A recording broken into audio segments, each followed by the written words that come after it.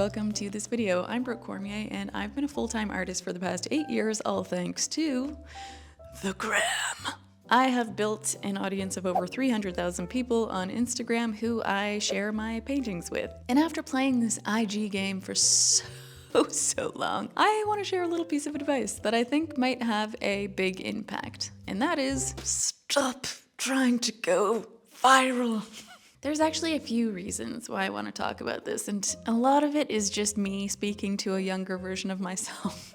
Along with you guys, obviously. So let's just get right into it. I don't really like talking about business and marketing, not my favorite topic to discuss, but I feel like I gotta take a minute to address some things. Whether you think about it like this or not, Instagram is a marketing tool. People use it to either market themselves to win approval from their peers, or businesses use it to win sales. For the past 8 years, I've been using Instagram to market my artwork to earn money from my paintings and prints. But one of the biggest mistakes I see on the internet is artists putting way too much effort into trying to go viral when their work just isn't ready yet. There are so many people who put endless hours and so much effort and energy into making reels and post after post, and then they get so disappointed when they don't see the results. That is, getting more followers or making more art sales. And in many, many cases, the hard truth of it is that they're marketing a product that isn't attractive enough yet. So the effort that they're putting into advertising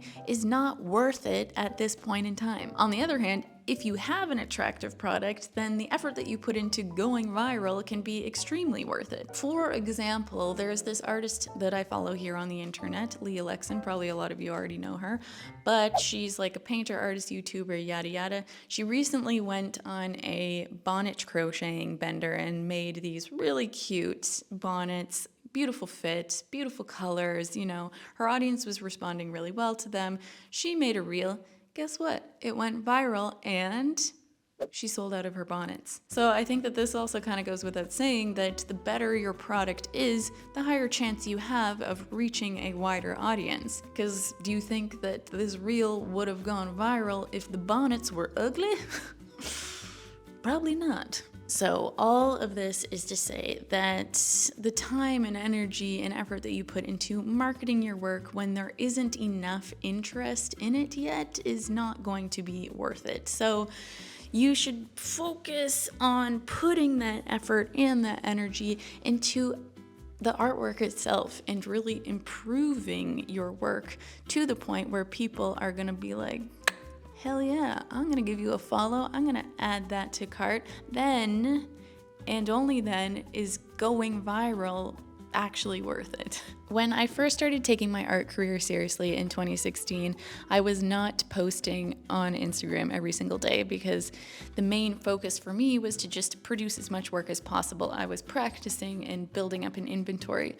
But because I was producing so much work, it was also not that hard for me to be consistent on social media because I had so much to post. It was like every day I was making a painting, or every 3 days I was making a painting, so I was able to be consistent with sharing those paintings. And I was getting better and better with each painting I made. So then in August of 2017, which was about a year later, I made a post and it went viral. And that was actually a really good time for that to happen because at that point, I had a bigger collection of work that people could see. So if they saw this viral post, they could then click on my profile and kind of like scroll and see like, oh, okay, so here's all of her work. And then, thousands of people liked what they saw and then chose to follow me as a result. And it was also a good time for this to happen because at this point I also had built myself a website and I had a business email. So if people wanted to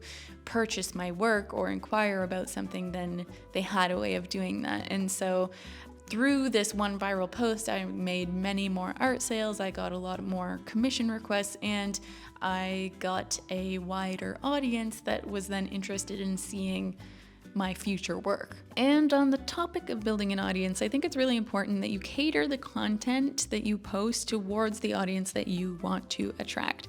So for me, I am trying to attract two types of audience members, and that is my artist friends. So that is the aspiring artist, the full-time artist, people in this kind of community, and then also art collectors, who are people who want to buy my artwork.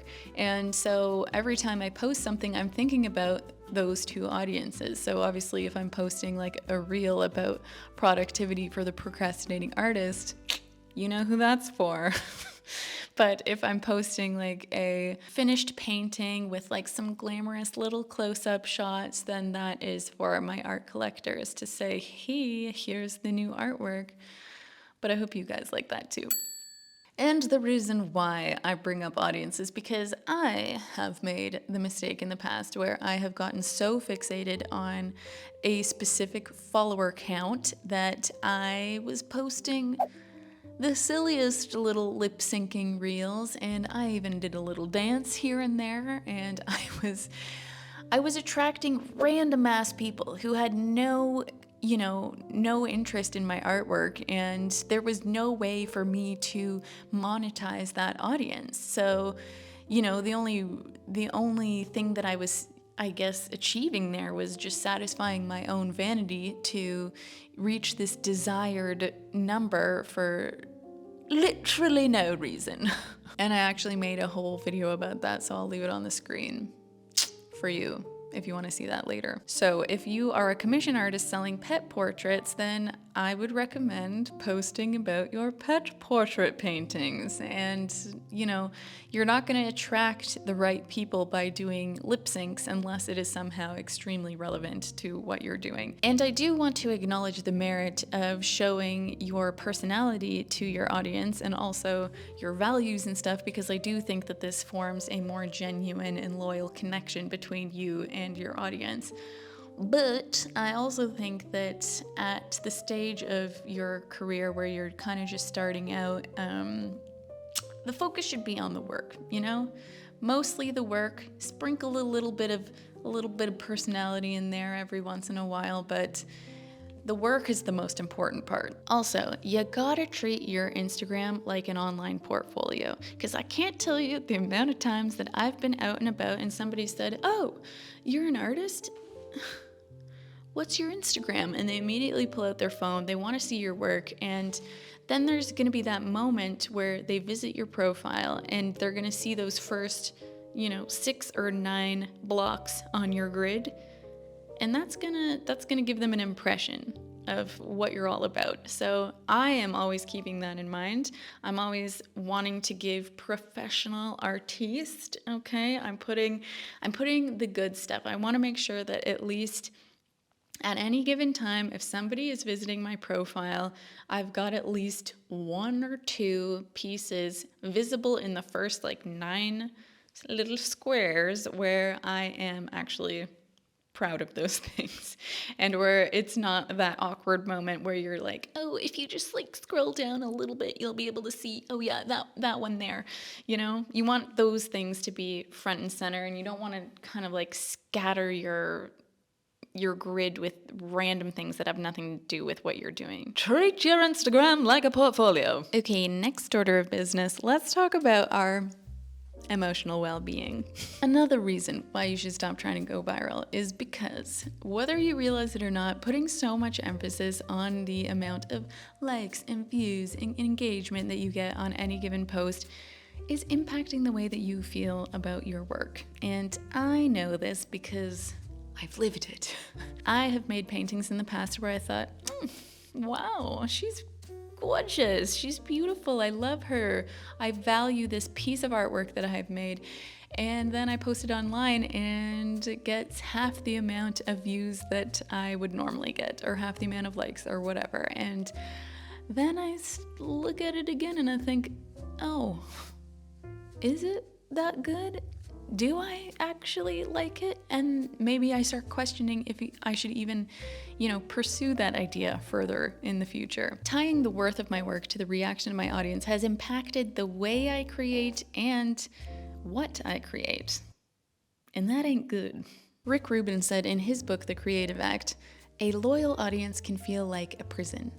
And let me tell you, I read those words and I thought to myself, I hear you, Rick.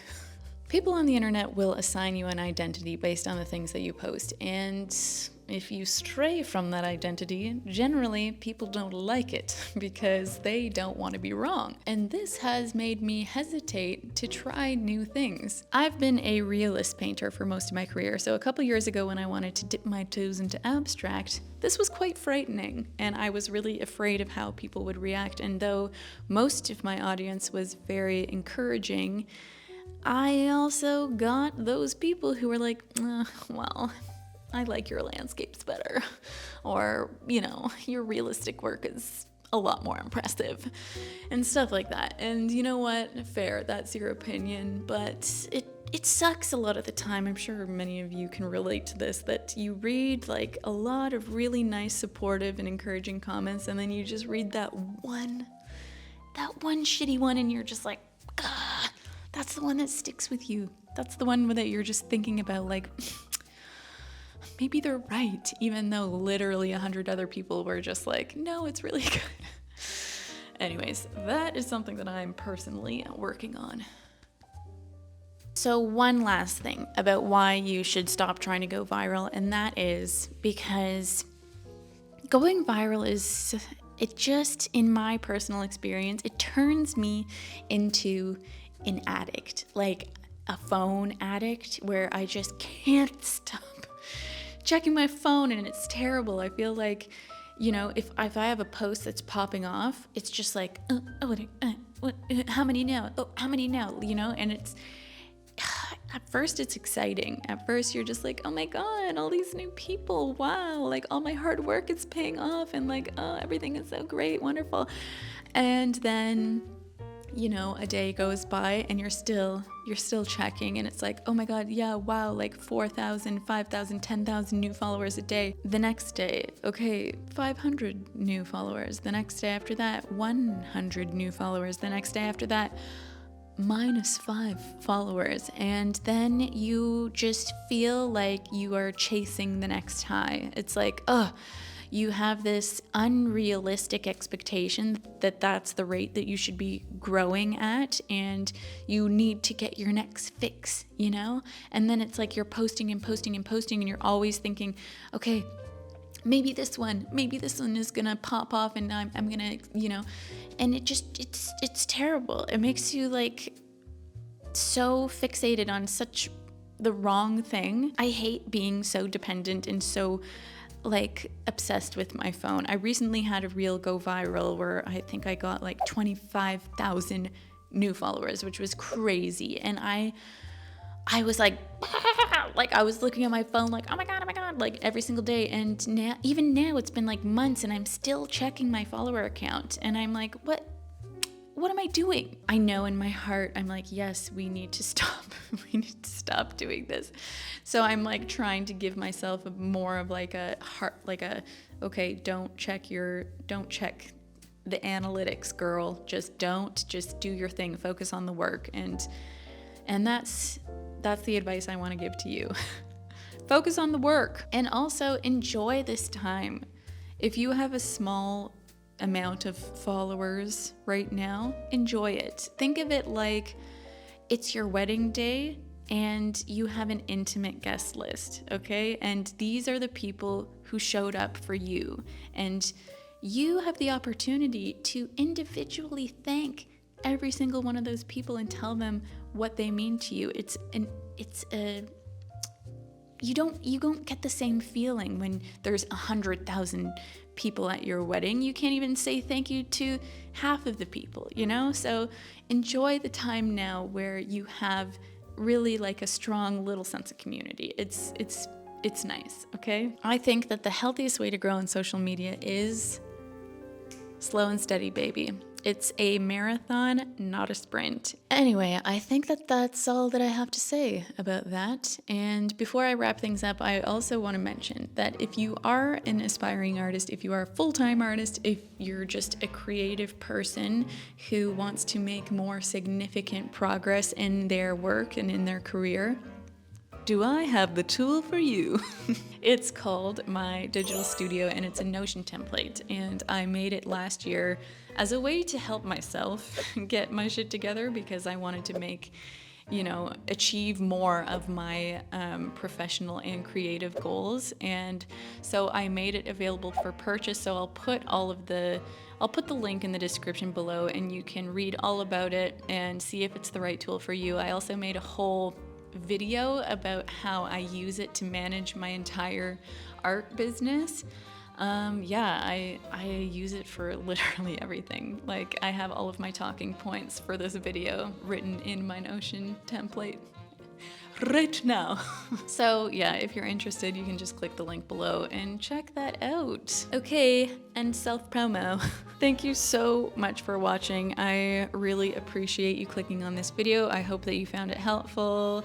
As always, say hi in the comments and let me know what we were doing together as you watched this video. Always fun for me to know. And yeah, if you're interested in hearing more about art things, you know what to do. The subscribe button is present somewhere on this page. You can like the video, and yeah, all those little things, all those comments, everything really helps. I always appreciate you being here. So thank you for your time, and I hope that we see each other again soon. I'm Brooke Cormier, and I'll see you next time.